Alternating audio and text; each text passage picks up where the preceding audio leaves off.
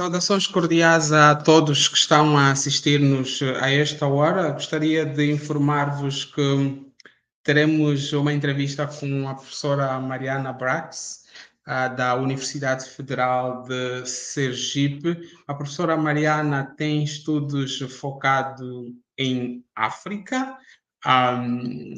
De acordo com a informação pública que a professora disponibiliza em várias plataformas, nota-se claramente que o seu percurso de investigação está, digamos, focado no continente africano, sobre questões africanas, desde o seu mestrado que pesquisa a África, especificamente no período de mestrado Angola. Estou a falar particularmente de Rainha Gingambande, seu percurso, sua relação com as questões que têm que ver com o poder, e ao nível do doutorado também a professora fez questão de focar a sua pesquisa exatamente em África e não ficou, digamos, somente pelos arquivos no contexto do Brasil, mas viajou por África de facto, passou pelo Senegal e outros pontos do continente africano.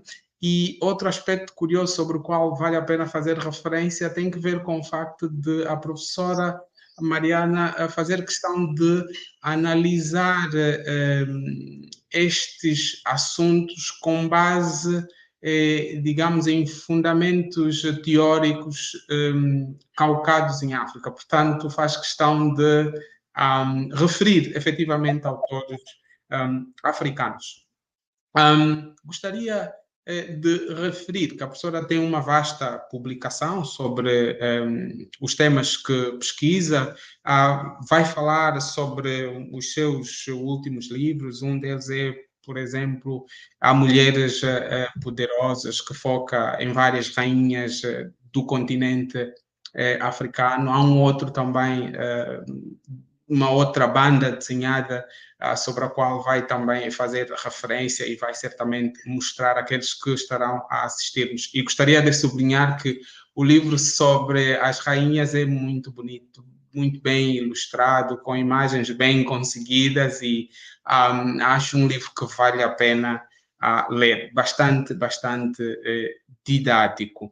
Hoje a nossa análise, ou seja, a análise que a professora vai fazer estará dividida em duas partes. Primeiro, focaremos no seu trabalho sobre a África, uma questão sobre a qual já fiz referência, e por outro lado, vamos também fazer um comentário relativamente a um projeto que está a ser implementado na Universidade Federal de Sergipe, que tem que ver com a relação entre África e Brasil, e o projeto chama-se literalmente África no Brasil. É assim, professora? Sim. Certo. Professora, para iniciar, gostaria de deixá-la livre, não coloco uma pergunta concreta. Tem 2 minutos para fazer uma introdução e depois eu colocarei as perguntas que tenho preparadas. Certo. Saudações a todos. Muito obrigada, Domingos, pelo convite, por estar aqui no Observatório da Imprensa de Angola. É muito importante esse diálogo, né, com o público angolano e lusófonos de todas as partes. Bom, como você disse, né, minha área de interesse de pesquisa em história é história da África, desde 2008 ou antes. Eu tenho a pesquisa sobre a Rainha Ginga, né? No mestrado, eu busquei entender as estratégias bélicas, né, e os acordos, a diplomacia, estratégias militares da personalidade real do século XVII, né, essa fabulosa Nginguindabande. E no doutorado, pensei a memória dela imortalizada ao longo dos séculos, tanto em Angola, né, no século XVIII, com o surgimento da etnia Ginga, né, uma etnogênese, um povo se forma ali na região de Matamba, né? A partir da literatura também, né, no século XX, já como Agostinho Neto, Manuel Pacavira, buscaram, né, colocar o nome dela para construir a identidade nacional angolana, como o nome dela é recuperado nas lutas de libertação. E também pensei na diáspora. No Brasil, a Rainha Ginga é presente na cultura afro-brasileira, né? Na capoeira, a gente tem o movimento corporal ginga, que é a alma da capoeira, né? A essência dessa luta de resistência. A gente tem festas de coroação da Rainha Ginga, registradas desde o início do século XIX no Brasil, até hoje. Eu entrevistei uma Rainha Ginga em Minas Gerais, né? Uma comandante do Congado, né? E também no Candomblé Angola a gente tem Enquice Matamba. Então, eu busquei observar como que essa memória da Rainha Ginga foi trazida para o Brasil a partir dos corpos africanos, né, que reelaboraram a sua trajetória de resistência, de enfrentamento, a partir da sua própria corporalidade, de forma que a gente sabe a ginga, né? Essa sabedoria de nunca se deixar cair, de sempre vencer, de sempre levantar, de manter-se imponente diante das dificuldades. E, bom, é isso, né? Ultimamente, desde que eu defendi o doutorado, eu tenho olhado mais atentamente para as questões de gênero, o papel das mulheres na história da África. Porque ao longo dessa pesquisa com a Ginga, encontrei diversas fontes portuguesas que apontavam a Ginga como uma exceção, que as mulheres não poderiam governar e a Ginga era uma coisa muito rara, né? Uma mulher no comando do Estado, no comando de exércitos, e quanto mais a gente vai estudando a história da África, a gente percebe que ela não era tão exceção assim. Existiram diversas outras mulheres, inclusive na própria fundação do estado do Dongo, né? Já nas primeiras sucessões do Ingola Mussuri, né, o Ingola Ferreiro, foi sucedido por duas de suas filhas. Então, percebendo que foi uma fabricação europeia essa ilegitimidade das mulheres assumirem o poder. E isso legitimou, até buscou, né, uma legitimidade do golpe que foi dado à Ginga em 1626, Pois. né? E aí eu comecei a olhar, assim, depois da viagem no Senegal, que eu tive contato com outras mulheres, heroínas, rainhas, né, sacerdotisas, fui percebendo assim, como é necessário a gente conhecer a história da África também, focado no protagonismo feminino, que a gente ainda tem uma história muito masculina, que invisibiliza a atuação política das mulheres. Mas quanto mais a gente aprofunda desde a antiguidade, a gente percebe as mulheres como atores, né, como agentes da transformação política, ocupando posições de poder, autoridade, influência. E por isso eu fiz esse livro, que é o Poderosas Rainhas Africanas, vou mostrar para vocês, que é um livro ilustrado, né? Ele Claro. tem a pretensão de trazer pesquisa acadêmica para a sala de aula, principalmente. Então, usa vários recursos visuais, né? Tem ilustrações inéditas de 23 artistas do Brasil, Angola e Camarões, e também traz muitas obras de arte, provérbios, imagens de dança, para entender como a mulher estava no centro das relações sociais e políticas, espirituais, militares, econômicas, ao longo da história da África, né? A gente trabalha assim, nessa perspectiva do longo alcance temporal, que começa desde a antiguidade e vai até o presente, e também geográfico. Tentamos percorrer todas as regiões do continente para mostrar, como afirmou Sherhanta Diop, né, que existe esse matriarcado, né, na base da unidade cultural africana. Esse berço matriarcal, ele está em todas as partes do continente, né? Foi isso que a gente buscou trazer para uma linguagem fácil, lúdica, né, bonita, para que todo mundo consiga acessar esse conteúdo que ainda hoje é pouco acessível, em língua portuguesa, principalmente. Claro. Ahm, a professora fez o seu doutorado na USP e a questão que eu coloco é, apesar da USP ser, vá lá, a grande referência acadêmica da inteligência brasileira e também ao nível da América Latina, a grande verdade é que a USP é fraca do ponto de vista dos estudos africanos, não é? Como é que foi navegar essa pesquisa sobre a história da África, focada, claro, na Rainha Ginga e posteriormente outras ao nível do continente? E como foi navegar num meio, num espaço onde não há sensibilidade sobre questões africanas em geral, particularmente esse aqui é o seu foco de investigação? Na verdade, a USP ela ainda está nesse patamar no ranking, né, entre as melhores do Brasil e da América Latina. E lá sim existe o Centro de Estudos Africanos, né, que é muito antigo. Se eu não me engano, é da década de 1970. Mas a gente ainda tem a deficiência, assim, eu digo, epistemológica mesmo, de buscar referências muito europeias e norte-americanas. E Professora, isso é desculpa, uma. desculpa, desculpa por interromper-lhe, mas a percepção que eu tenho dos estudos africanos ao nível da USP, para não falar de outras universidades, é que de alguma forma, bastante subalternizada. Quando se coloca comparado o Centro de Estudos Africanos com outros, parece menos, vá lá, Hum, ainda é uma visibilizado. disputa, né? Sim, Mas o Centro de Estudos Africanos da USP tem, por exemplo, o Kabengele Munanga como grande referência, o professor Fábio Leite, né, que é o seu fundador. Então, tem nomes importantes e contribuiu bastante para a gente avançar no campo da história africana no Brasil. Mas ainda assim a gente tem que disputar espaço com outras áreas do saber que realmente recebem muito mais atenção, mais espaço nos currículos, isso é verdade. Essa é uma disputa, né? Também claro. política, para a gente afirmar, mas assim, dentre todas do Brasil e da América Latina, acredito que a USP ainda está na frente, mas a gente está assim, caminhando bastante, né? E eu agradeço muito à USP pela orientação que eu recebi da professora Marina de Mello Souza, que é uma professora muito competente, muito concentrada, assim, que me colocou em contato com uma historiografia que até então eu não tinha acesso. Mas hoje, passado algum tempo, eu fico refletindo assim, quanto essa historiografia ainda é centrada em autores norte-americanos e europeus, né? Joseph Miller, John Thornton, né?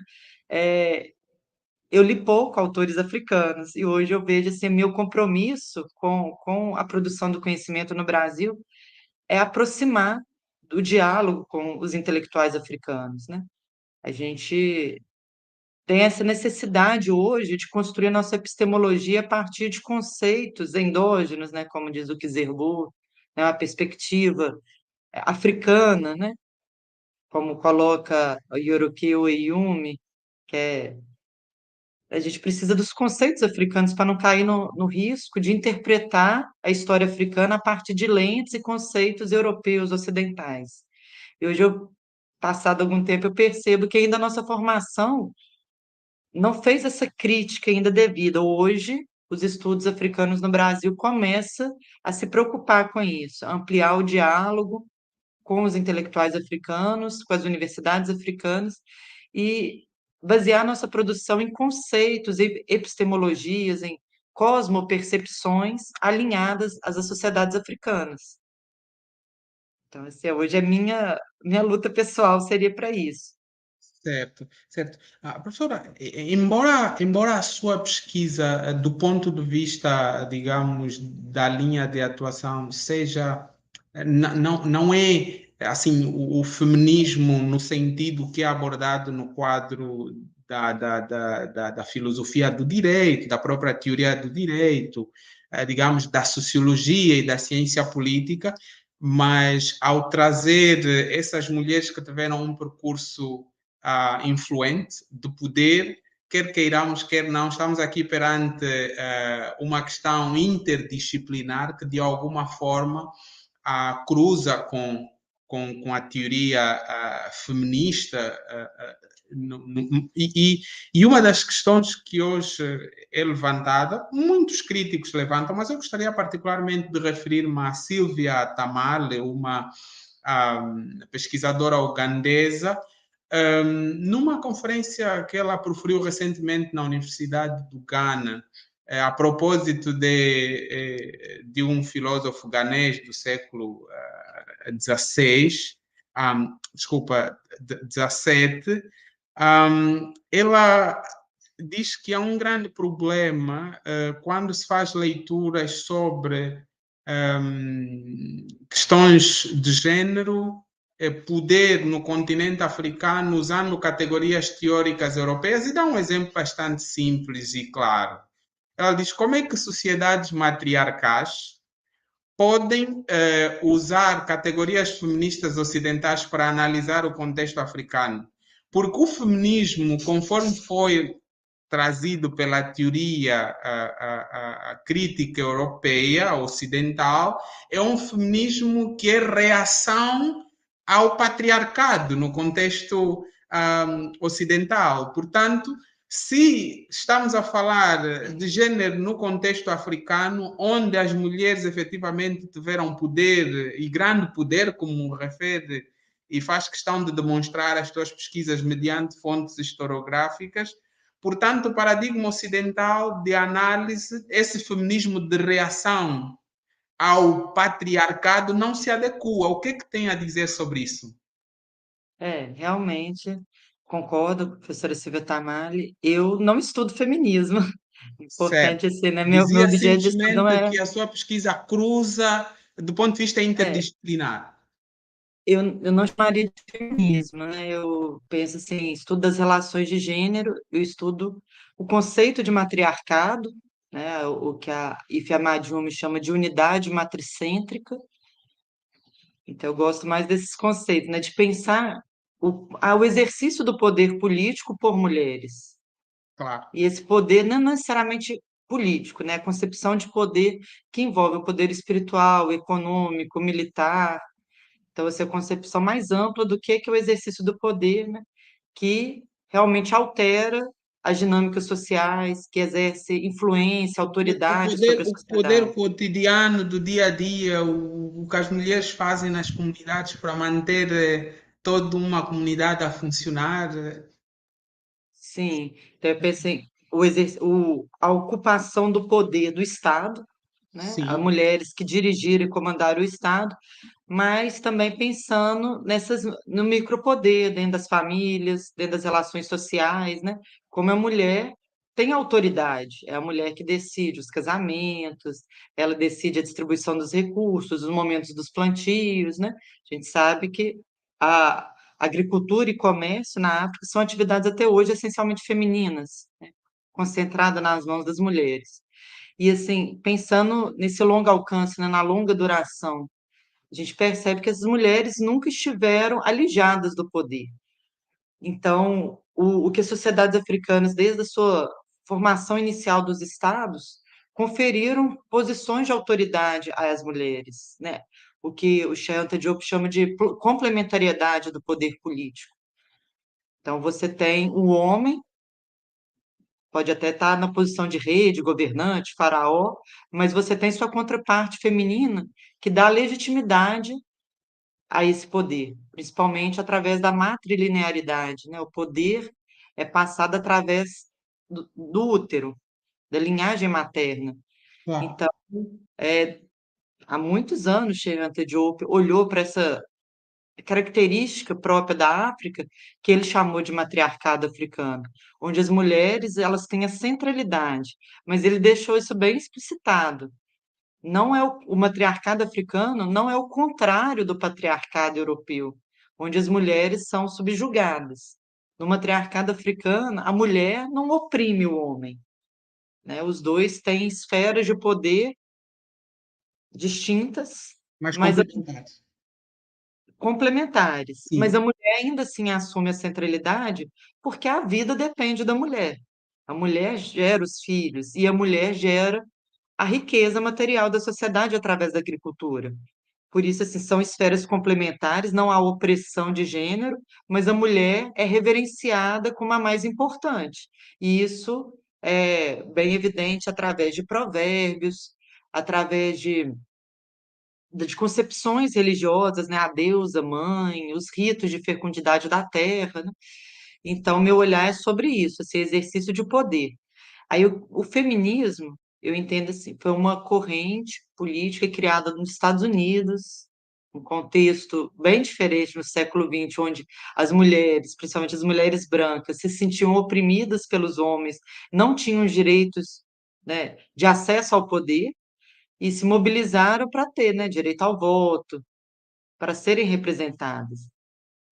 E o direito ao trabalho, por exemplo, essa realidade nunca foi a realidade das mulheres africanas, né, que sempre trabalharam e que, de uma forma, numa perspectiva histórica, sempre ocuparam esses espaços de poder, até o colonialismo, né? A Ifá Madjuma entende que o que retirou as mulheres dessas posições de poder foi o colonialismo a partir do século XIX. O Shanta Diop já entende que foi basicamente as influências das religiões estrangeiras, né? O cristianismo, o islamismo, que ofereceu outra base de entendimento, inclusive a masculinização da figura de Deus, né? Deus, o Pai, que é uma concepção que não existia. Esse Deus é sem concepção de gênero, Zambi, não é masculino, né? Então, Claro. Uhum. é uma série de fatores e levou a essa retirada da mulher do poder. Mas eu não entendo que assim, o feminismo seja uma realidade que pode ser aplicada indistintamente para outros contextos sociais. Por isso, a problematização, por exemplo, da Silvia Tamares, a busca de um feminismo africano que atenda às demandas das mulheres africanas no presente, né? Se pensar do século XX. Eu discuto a perspectiva histórica, assim, pensando na antiguidade, eu penso mais as instituições políticas nessa longa duração, principalmente a instituição de rainhas-mães, que é uma instituição política dos estados africanos que a gente encontra em diversas sociedades, desde a antiguidade até o presente. Então, eu penso assim, dentro desse contexto, não existe uma briga contra uma exclusão, contra uma luta contra os homens. E é mais coerente a gente pensar assim, dentro do conceito de complementariedade do poder político, é mais coerente teorias, por exemplo, o mulherismo africano, que traz isso, né? A mulher negra, a mulher africana, ela não está em disputa com o homem africano. Os dois devem se unir para alcançar a libertação. Então, não é uma oposição entre homem e mulher, necessariamente, a pauta feminista negra, né? Africana, mulherista. Então, eu acho que uma base bem distinta. Claro, claro, claro. Professor, essa ideia, digamos, da centralidade da mulher, de alguma forma parece dialogar com uma categoria fundamental da filosofia africana, que é chamada o elan vital.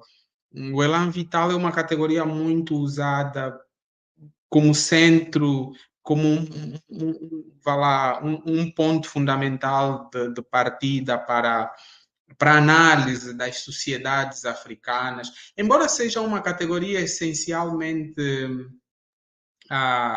digamos, muito fundada na tradição, depois ganhou uma relevância, digamos, moderna, de análise acadêmica, e parece-me que dialoga perfeitamente com essa ideia do matriarcado, onde há a centralidade da mulher, mas, como a professora sublinhou, sem necessariamente significar qualquer guerra entre o homem e a mulher, à semelhança do que vimos essa oposição entre matriarcado, ou patriarcado e opressão à mulher historicamente no contexto ocidental. Dito isto, a professora tem feito um trabalho que eu acho raro ao nível da academia. Ou está a ganhar importância, cada vez mais os acadêmicos vão tendo consciência de que isso é importante, que tem que ver com a divulgação científica. Vá lá. Nós somos treinados para dominar as categorias necessárias de análise e produzimos trabalhos e muitas vezes não somos capazes de dialogar com os cidadãos em geral, com o público que vai ter acesso, que vai tomar contato com aquilo que nós produzimos e torna-se irrelevante porque circula entre os pares, não é? e é por isso que muitas vezes os que têm relevância são aqueles que sabem comunicar.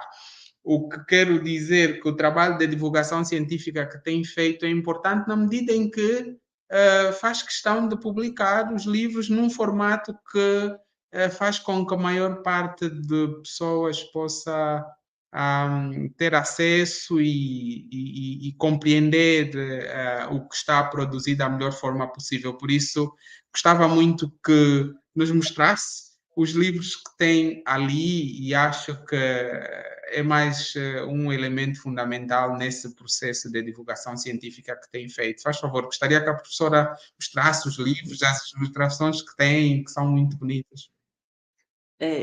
Eu realmente tenho essa preocupação, né, de dialogar com a sociedade, porque a gente produz coisas excelentes no nível acadêmico, acho que no campo de História da África, aqui no Brasil, a gente avançou bastante, mas ainda dialogamos pouco com a educação básica, principalmente, né? No caso da Rainha Ginga, quando eu terminei o mestrado, nossa história é tão importante, ela altera tanta concepção errada que a gente tem sobre as sociedades africanas, as mulheres africanas, o próprio processo de construção do tráfico de escravos. E você, não faz sentido deixar isso só para os pares, né? Só para professores, doutores acessarem. É importante que isso chegue nas escolas.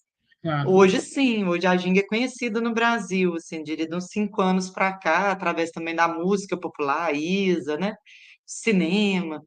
Hoje a gente já pode dizer assim, o Brasil está conhecendo a Rainha Ginga, a história da Rainha Ginga. Mas até eu me formar na faculdade, não tinha essa informação. Então, a gente fez esse livro de história em quadrinhos, como vocês viram, assim, é um livro ilustrado. A ilustração é do meu mestre de capoeira, o mestre João Angoleiro, que Ok. sempre desenhou, vou mostrar assim, porque ele usa bastante bases, né, da dança afro, da capoeira, né, para construir essa narrativa. Então tem um traço, assim, uma expressão bem africana também, né, no traço dele, né, na estética. E o mestre João também é muito importante para mim, que foi a primeira pessoa na minha vida que me contou sobre a Rainha Ginga, né, o mestre de capoeira Angola, e que já tem um espetáculo de dança afro sobre a Rainha Ginga há quase 40 anos no Brasil. E quando eu Interessante. comecei, quando logo que eu entrei na faculdade, ele falou: você tem que estudar a Rainha Ginga, né? E ele assim, é o meu mentor mesmo. E foi a coroação desse trabalho, dessa interface, né? Cultura popular com pesquisa científica. E a gente idealizou esse livro em quadrinhos em 2016, ele já está na segunda Professora, edição. agradeceria que referisse o título do livro em quadrinhos. É Ginga. Ginga, ok. Rainha Ginga, Guerreira Ginga. de Angola, o Ok, título completo. certo. E assim, ainda é difícil da gente fazer essa divulgação mesmo, né, de marketing. Foi uma edição própria, né? Eu mesma fui a editora. E é difícil, né, dar essa circulação, fazer o marketing, colocar nos eventos literários, mas a gente está conseguindo pouco a pouco, as escolas estão adotando, isso para mim é a grande felicidade, né? Chegar no público escolar. Isso é o que todo autor eventualmente gostaria. Quer dizer, se as escolas estão a adotar o livro, já é motivo de celebração, não é? Sim, pouco a pouco a gente vai conseguindo. Hoje meu trabalho na universidade não permite, né, que eu me dedique à promoção de livro, né, editoração, essa divulgação, que é difícil vender livros, no Brasil ainda é um desafio, mas estou feliz, assim, no boca a boca, né, um passando para o outro, pelo menos eu sinto que a história dela está sendo mais compreendida. A história Claro. da Ginga, assim, pensando nessa dimensão que a Ginga tem como símbolo, né, como heroína, né, como uma referência nessa luta contra a colonização, contra o sistema escravista, de uma forma geral. Então, tenho ficado satisfeita. Pois, Já o falando, outro livro, sim, sim. Não, falando sobre divulgação, e o que é que a professora acha do que está a ser feito relativamente à Rainha Ginga ao nível do cinema?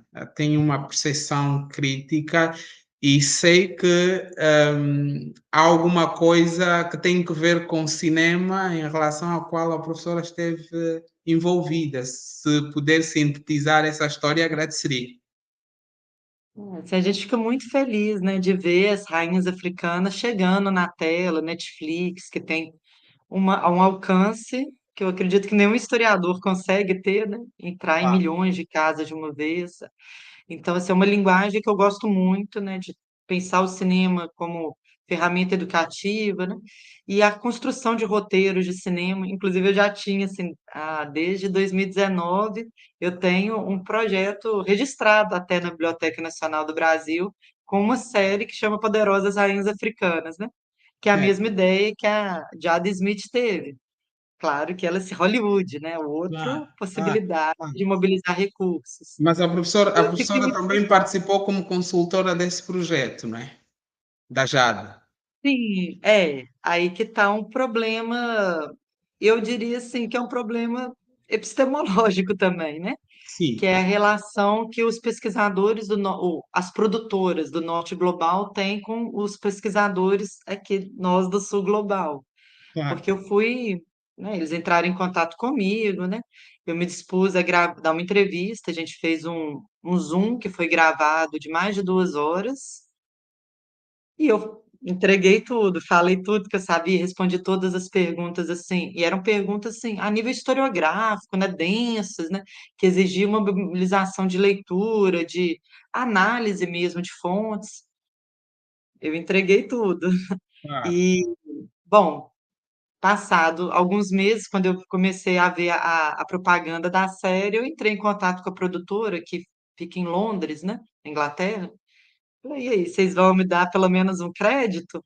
Eles: "Não", né, custaram a responder, mas "Não, não vamos te dar crédito, porque você concordou de falar sem negociar os créditos, sem negociar dinheiro, e a gente decidiu filmar outros pesquisadores". Eu até que acho que, assim, a opção de escolher historiadores negros, assim, é muito boa, muito importante. Nem queria minha cara aparecendo ali para não estragar essa proposta, eu acho importante também. Mas eu acho que é um problema ético, Sim. no meu entendimento, foi um problema ético da produtora, que usou boa parte da minha análise, com a fala até da narradora, Entendi. a Jada Smith, a minha fala, a minha análise historiográfica, original minha, do meu estudo, e se negou a acreditar. Eu, né, nem que seja aquele nomezinho lá no final, que ninguém Na vê. ficha técnica, né? Na ficha técnica, que habitualmente, vá lá, o público em geral nem presta atenção, só quem está a estudar é que olha para isto. E assim, isso deixa a ciência brasileira chateada, porque quando as pessoas de todas as partes do mundo assistem à série, elas entendem que só existe produção de conhecimento no norte global. Só pesquisadores que estão em universidades americanas e universidades europeias que são capazes de elaborar. Fora a Rosa Cruz e Silva, que é a única pessoa ali que tem domínio sobre Ginga. Os outros pesquisadores que apareceram não estudam Angola no século XVII. A Agora, verdade é que eles hoje, estudam literatura, estudam abolicionismo nos Estados Unidos, não são especialistas em ginga. E há muita bobagem falada ali por aqueles pesquisadores. ok, mas também a E Rosa, assim, acho que ela foi referenciada por causa das relações que ela tem ao nível do poder político, imagino também. mas a Rosa, sim, é uma grande conhecedora dos arquivos, dos documentos. Bom, eu publiquei dois artigos sobre isso, sobre a crítica ao filme. Um refere mais ao conhecimento histórico, né? Sim, Questionando se aquilo ele realmente tem uma fidedignidade com a história, né? Porque nós, historiadores, a gente tem que apresentar evidências. E claro. eu jamais vou poder colocar no meu texto uma coisa que é contra os documentos. Mas o cinema tem essa liberdade, né? O Ah, sim. cinema pode fazer o que quiser. E assim, aquela ginga abolicionista ali, que chora ao ver o escravizado, ela é muito problemática do ponto de vista histórico. Ok. Porque a gente tem vários documentos que vão contra aquela imagem criada. Então, eu discuti isso num artigo que foi publicado na revista Afroásia, recentemente, e em parceria com John Bell, escritor angolano, e o pesquisador Bruno Veras, que Sim. hoje está no Canadá também, da cidade de York, a gente fez um outro artigo que foi publicado no portal Africa is a Country, onde a gente analisa mais os aspectos estéticos também do filme, porque é um outro problema, né? Eles querem falar da história de Angola, mas não consultaram os angolanos, não se preocuparam em filmar a série no ambiente angolano. Então, assim, uma cidade, cenário em qualquer lugar do mundo, né, na África do Sul, ou qualquer lugar, é, os objetos simbólicos, né, o trono, a coroa, assim, é um pouco de cada parte da África, né?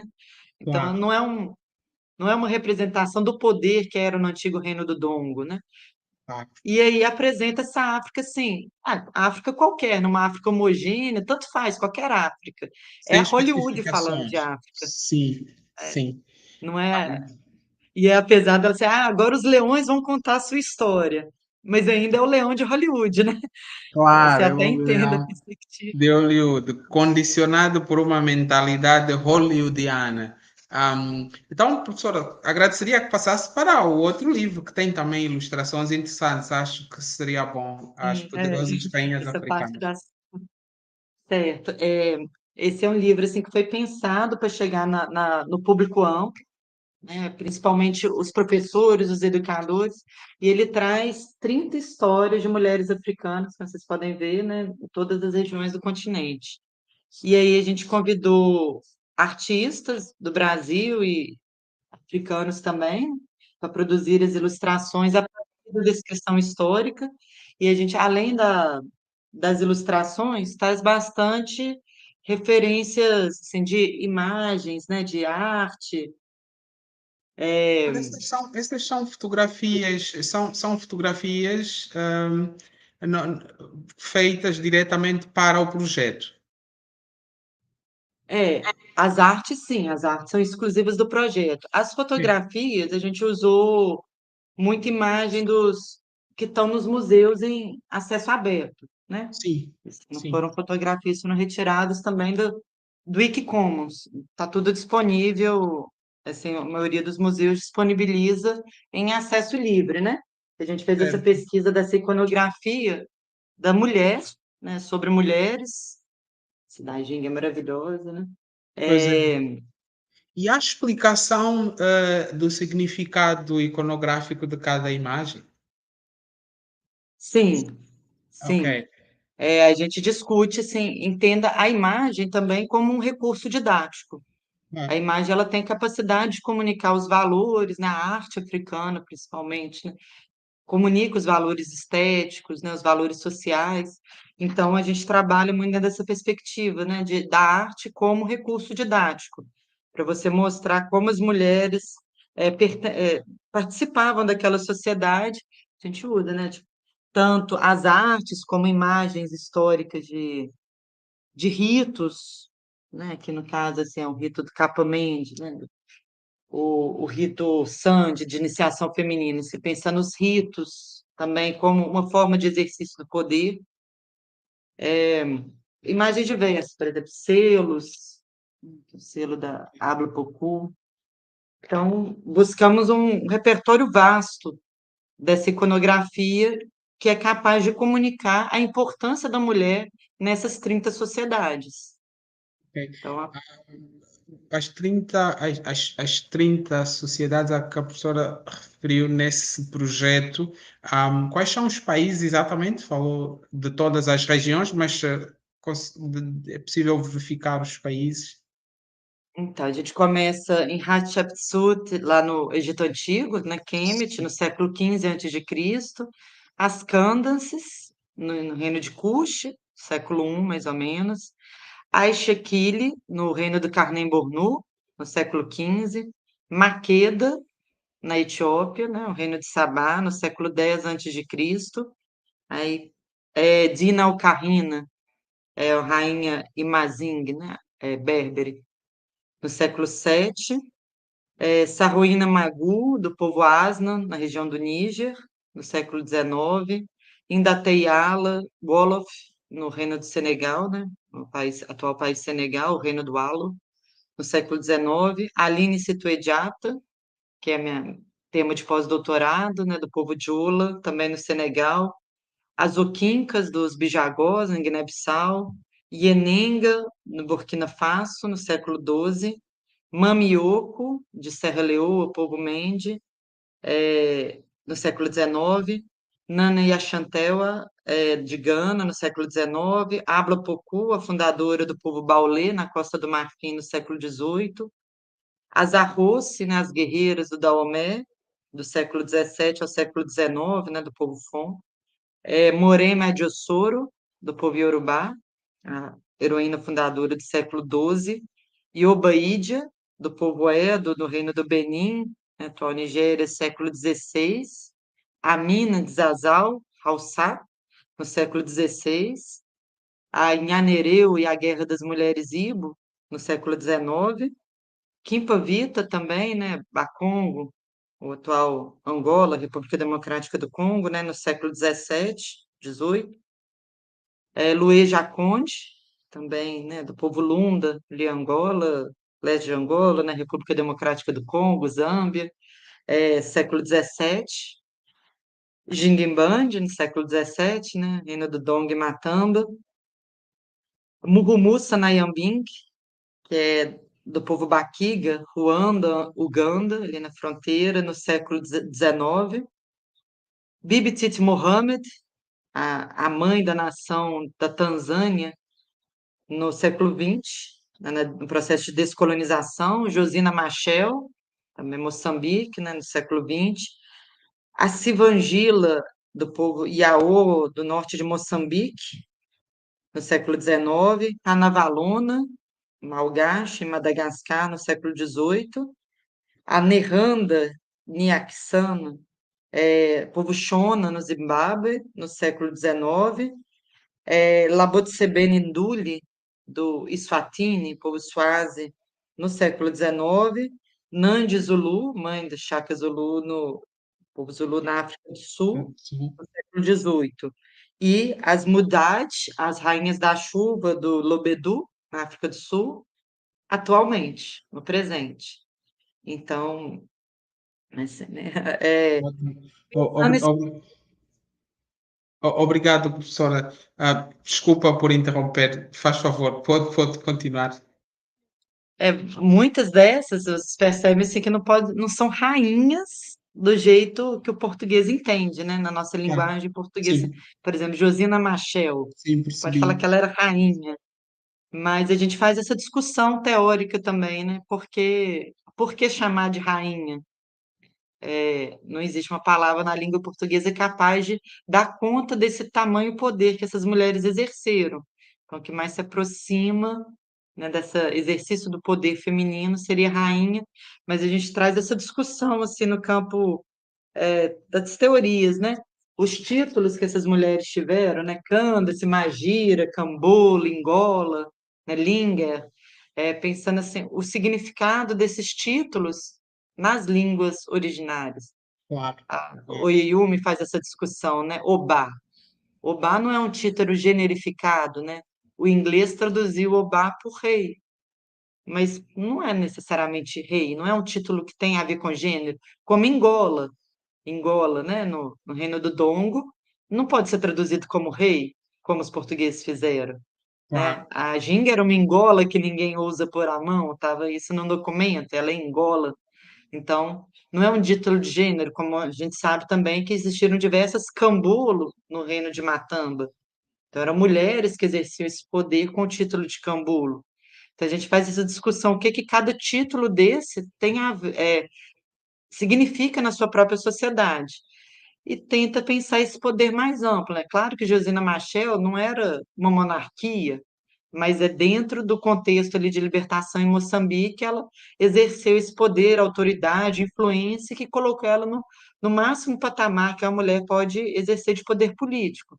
Por isso, a gente está chamando ela também de rainha. Então, apesar assim, desse estranhamento, é mais para provocar, né, a gente pensar assim, poderosas rainhas, né, é uma coisa que chama atenção, porque conflita com esse lugar que a gente pensa as mulheres africanas como oprimidas, né, sem poder, subjugadas.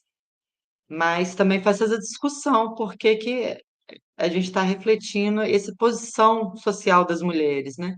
Como elas inauguram, elas transformam as relações de gênero também em cada sociedade.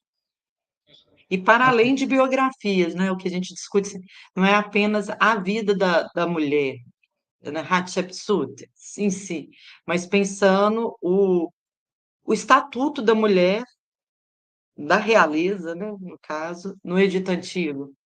Como que as mulheres ocupavam essas posições de poder, e não apenas a Hatshepsut, mas várias outras também estiveram nessas posições máximas.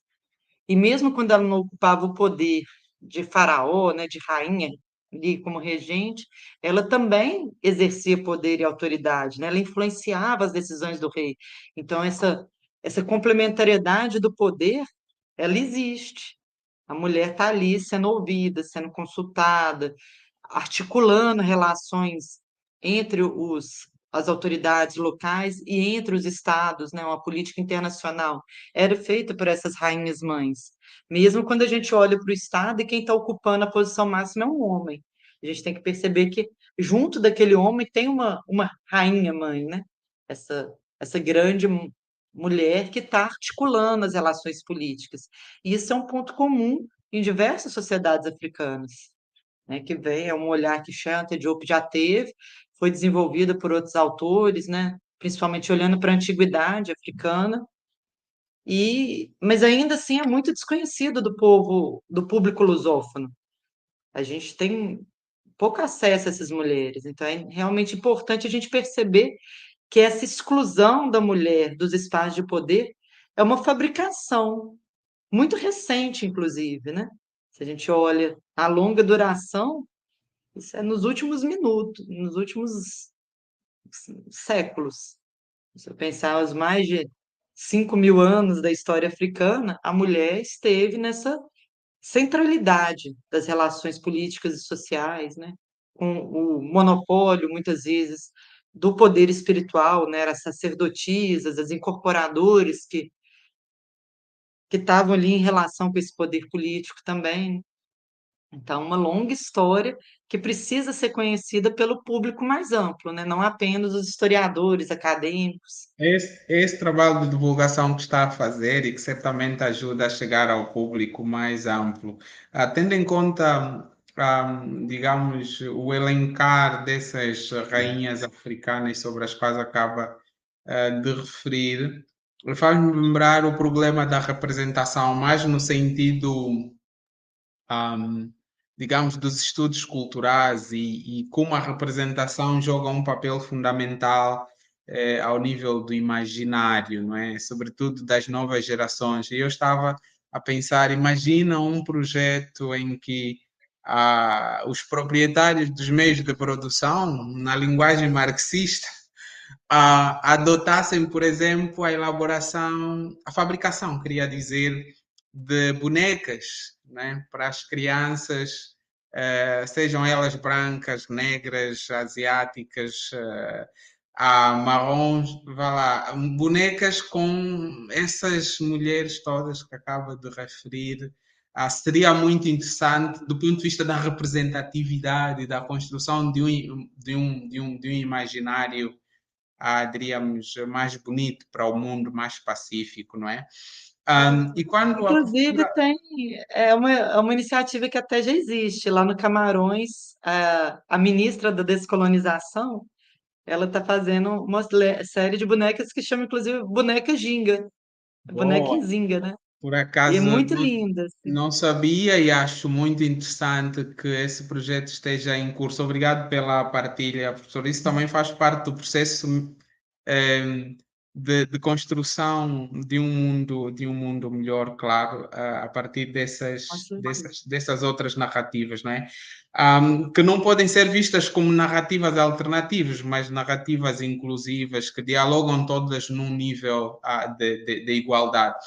E quando falava sobre essa discussão teórica relativamente a certas expressões, a certos termos, se adequam ou não para caracterizar essas mulheres, e falava da moçambicana, lembra-me, por favor, a moçambicana que Josina está no Machel? projeto, exato, a Graça Machel.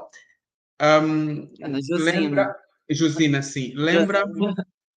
isto lembra-me uma discussão levantada no romance A Mais Secreta Memória dos Homens, em que uma personagem que teve uma experiência interessante pela Europa, pela América Latina, e vai para o Senegal à procura de um escritor senegalês que conheceu na França, chamado Elimane, um escritor quase fantasma, por aquilo que fez, não só pela obra, mas também por causa da personalidade do próprio escritor.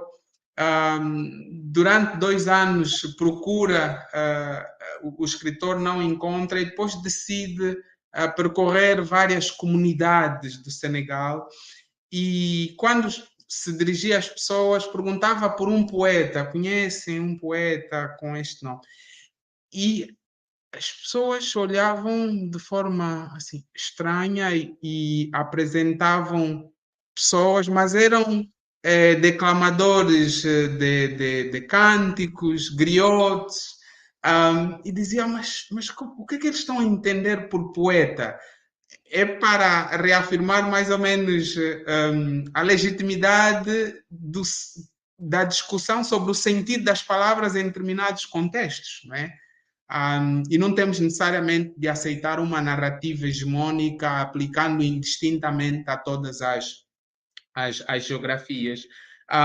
Olha, temos algumas pessoas a assistir-nos e tem o Miguel que faz questão de escrever tema muito interessante. Parabéns, professora Mariana, um forte abraço. Portanto, ele está do outro lado. Miguel, obrigado pela atenção e pelo seu comentário.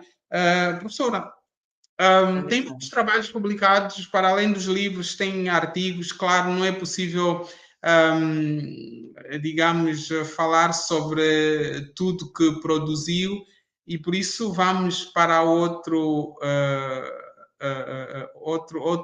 tema que está agendado também, que tem que ver com o projeto África no Brasil, que visa basicamente estabelecer ponte entre a África e o Brasil, mais concretamente colocar pesquisadores e professores africanos na Universidade Federal de Sergipe, pessoas ligadas às humanidades, filosofia, sociologia, história, à ciência política.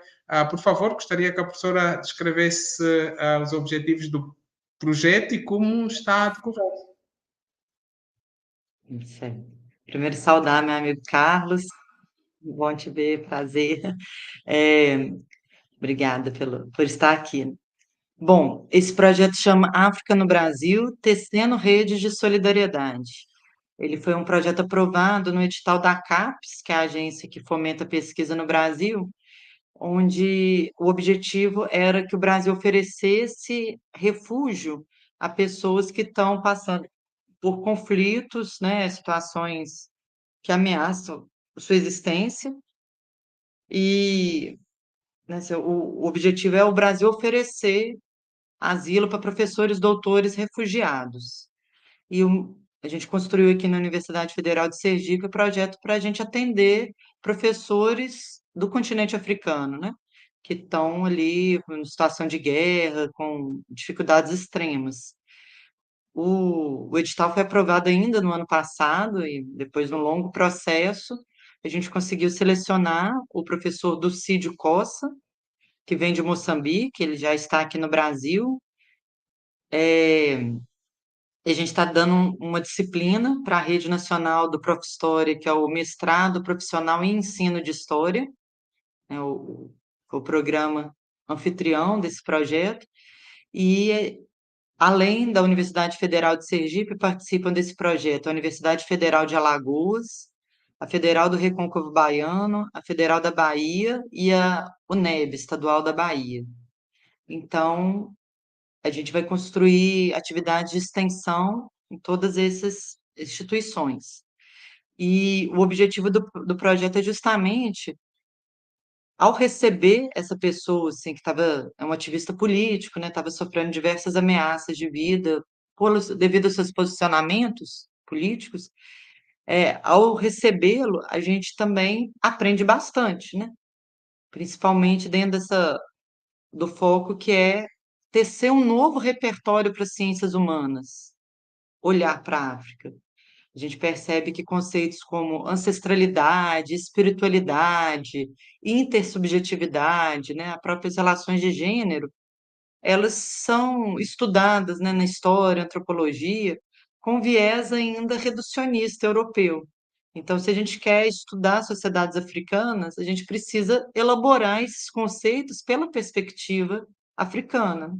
Isso também é saúde, né, saúde mental, curas, a partir dessa perspectiva africana. Então, a gente está fazendo essa disciplina que é online, no momento ela está sendo oferecida para o Brasil inteiro, para todos os núcleos do Prof. História, né, que a gente tem estudantes do norte a sul do Brasil, e que estão reelaborando essa gramática conceitual para trabalhar as ciências humanas no continente africano. Esse é um momento de muitas rupturas, muitas descobertas, e o bom desse projeto é que, além do professor Dulcídio Costa, a gente também tem uma bolsa de pós-doutorado, que foi ofertada ao Mohamed Abu Kumassi, que ele é natural da Costa do Marfim, mas está no Brasil há muito tempo. E ele é o nosso bolsista de pós-doutorado, também um especialista em literatura oral, em Amadou Rampa-Tebá, né? Também um discípulo aí do Gran Papa, que é um marabu muçulmano aqui no Brasil, já falecido, né? Mas ele teve essa vivência e esse aprendizado também do Islã, uma perspectiva africana, que também a gente precisa muito conhecer no Brasil, tem poucos estudos sobre isso, e a gente está assim, muito animado, né, para realmente consolidar esses estudos africanos no Brasil, dentro dessa perspectiva endógena, né, assim, como falar de uma África endógena desde o do Brasil? É possível, né, a gente buscar conhecer a África a partir dela mesma, mas a partir sendo produzida no Brasil? É o nosso desafio. Eu acredito que a gente pode sim aproximar nossos referenciais teóricos, nossa forma de compreender os conceitos, se a gente dialogar com esses autores africanos, né? Construir a base das nossas pesquisas numa afrocentradas, né? Nessa perspectiva teórica associada, né, conjugada com o entendimento das sociedades africanas. É um desafio. Primeiro que a gente tem que romper com toda a construção da ciência europeia, eurocêntrica, ocidental que a gente recebeu, né? Todos nós fomos formados nessa matriz, mas eu acredito que é possível a gente tecendo essas pontes, né, tecendo essas relações de solidariedade e no sentido assim, de construir juntos. Então, a gente vai ficar 2 anos desenvolvendo esse projeto, onde a gente pretende publicar livros, principalmente focados nessa epistemologias africanas, né, formas de conhecer, de produzir ciência humana a partir de conceitos africanos.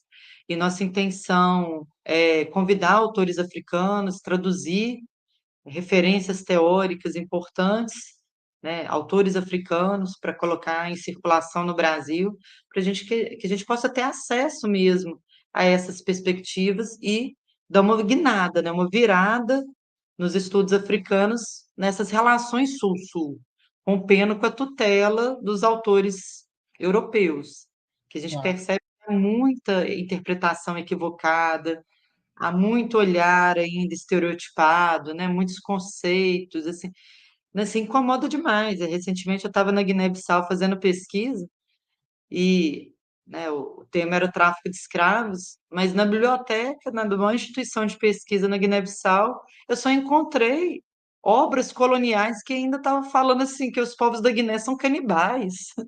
E assim, livros que Mas, ainda são professora, desculpa interromper. Aqui também há a responsabilidade das autoridades políticas que conduzem o país hoje. Quer dizer, elas precisam de elaborar políticas públicas capazes de resistir a esse discurso enviesado, preconceituoso, colonial, racista.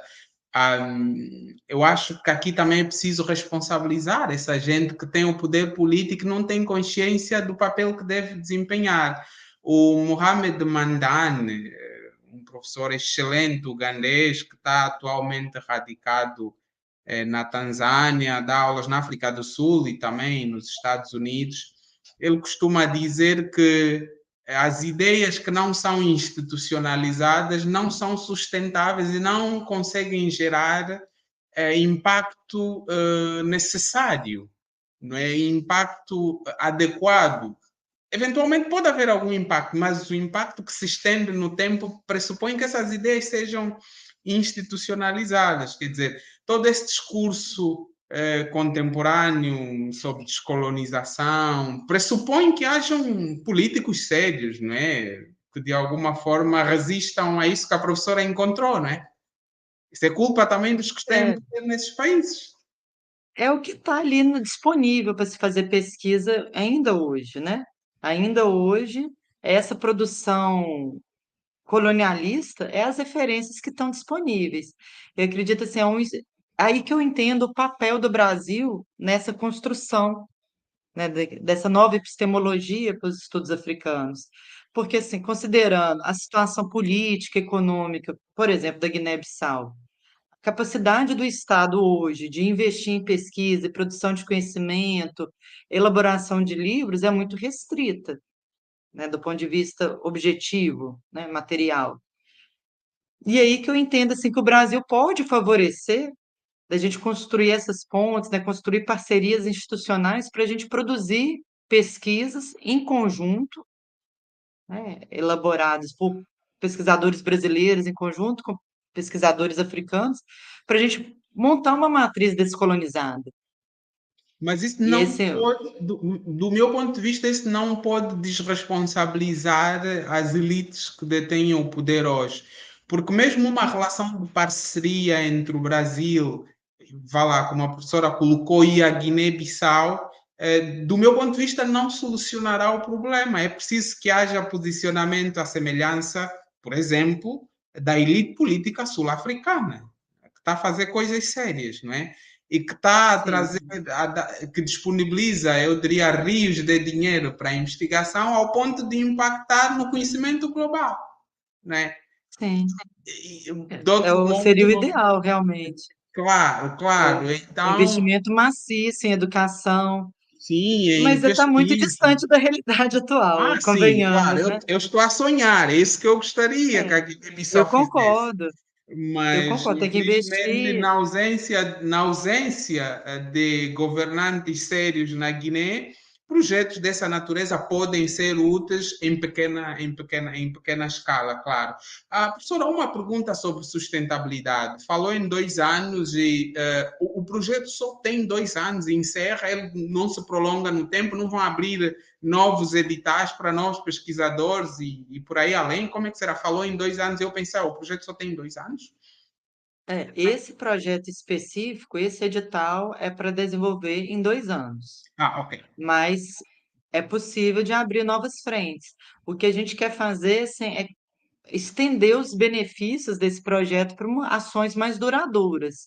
Então, construir efetivamente parcerias institucionais com as universidades de Moçambique, na Costa do Marfim, né, aproveitando essas relações, com o Instituto Rampa-Tebá, eh, de forma a se tornar perene os efeitos.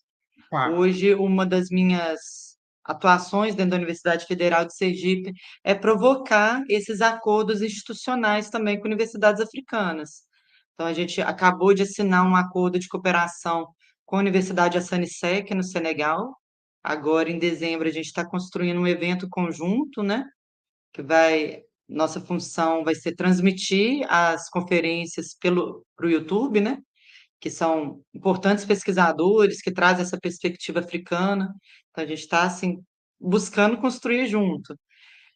Estamos trabalhando também com a Universidade Metodista de Angola, né, buscando consolidar essas parcerias que possibilitem o intercâmbio de pesquisadores, de estudantes, né, professores, organização de eventos em conjuntos, oficinas, disciplinas online.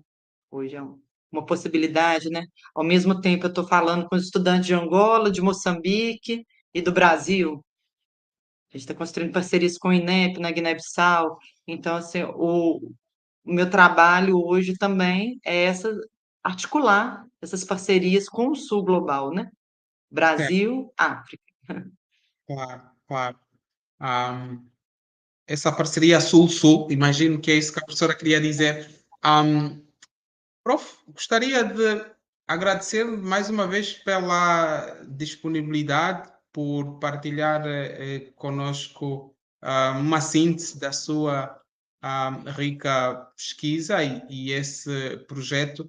Para terminar, caso queira adicionar algum comentário que acha necessário, a palavra é sua, faz favor, antes de encerrarmos. Agradecer mesmo a oportunidade, se reforçando, eu acho muito importante esse diálogo dos pesquisadores brasileiros com as instituições africanas, os intelectuais africanos, e essa chamada para a gente construir junto. A gente tem um importante trabalho a ser feito no campo assim, da produção de conhecimento.